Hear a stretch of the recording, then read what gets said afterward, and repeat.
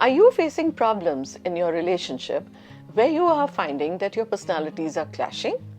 It may be the case of an insecure attachment pattern either in you or in the other person. Let's find out some more. Hello, I'm Dr. Renu Kishore. I'm a psychologist and my specialization is in the field of counseling psychology. Psychologists identify 4 major attachment styles. The first and the healthiest is secure attachment style, where the child has grown up with care and love given by the primary caregiver. This leads to trusting and healthy relationships in later life too. The insecure attachment patterns can be anxious, avoidant, or disorganized. Anxious attachment style happens when the mother has not been available, responsive, or caring with the child. Such adults may grow up to be insecure and distrustful in their relationships. Avoidant or resistant attachment style refers to inconsistent mothering, and the child shows avoidance or resistance towards the mother and others. They are afraid when they grow older of getting into intimate relationships and they avoid commitment. The last is the worst, the disorganized attachment style, which is a mixture of anxious and avoidant, where the mother's behavior is erratic, sometimes very intrusive and abusive, and sometimes neglectful. This results in disorganized attachment, confusion, and insecurity in the growing individual. Since the two partners in an intimate relationship may have different attachment styles, the combinations and permutations are unlimited. It goes without saying that the best interpersonal relationships happen when both partners have been raised to have secure attachment styles. But when either one or both partners have an insecure attachment style, there are bound to be major relationship problems.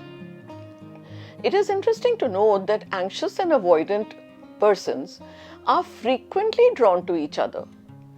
This obviously results in explosive and unhealthy relationships.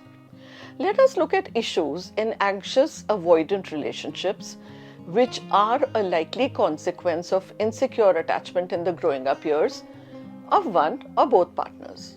One consequence is feeling of being misunderstood and unloved. As a result of this, the anxious avoidant relationship will always be riddled with trust issues. One person may always think that the other is hiding something or avoiding the partner, and they're never going to feel like they've been heard. An avoidant personality can often gaslight the other partner by manipulating and making the other person feel guilty. By invalidating their feelings and accusing the partner of insecurity, they try to shift the blame and make the partner feel very guilty. It's a sign of a toxic relationship and can often make you doubt your own feelings if you're the victim.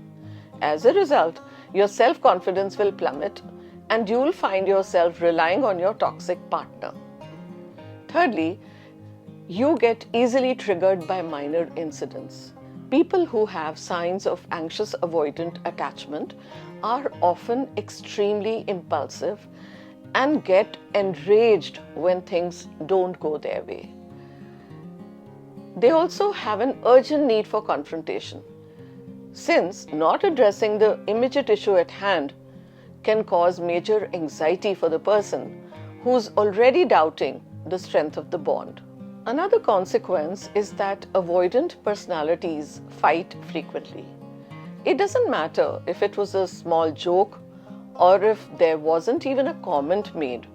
It's possible that someone with an anxious avoidant attachment pattern can feel that their insecurities are being attacked.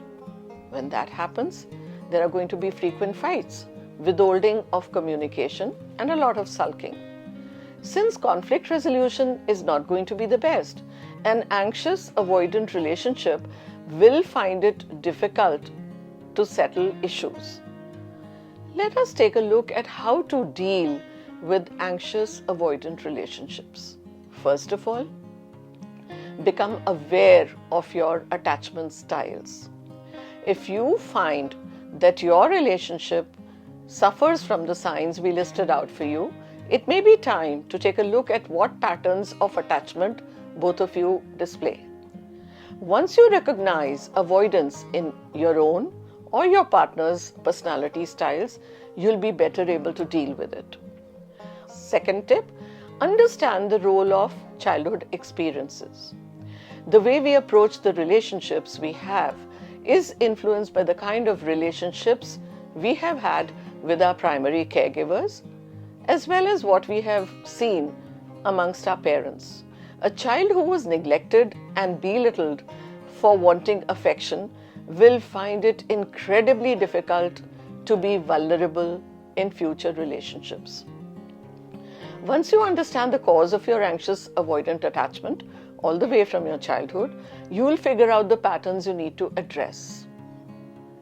Thirdly, seek professional help. A professional psychologist will help you identify your attachment patterns and your childhood experiences and outline a path towards better ways of bonding with your partner. So, even if you realize that you or your partner, or even both of you, are displaying anxious avoidant attachment style, understand that it's not the end of the road. With healthy communication, mutual respect, and effective conflict resolution, there's a lot you can achieve to improve and enhance your relationship.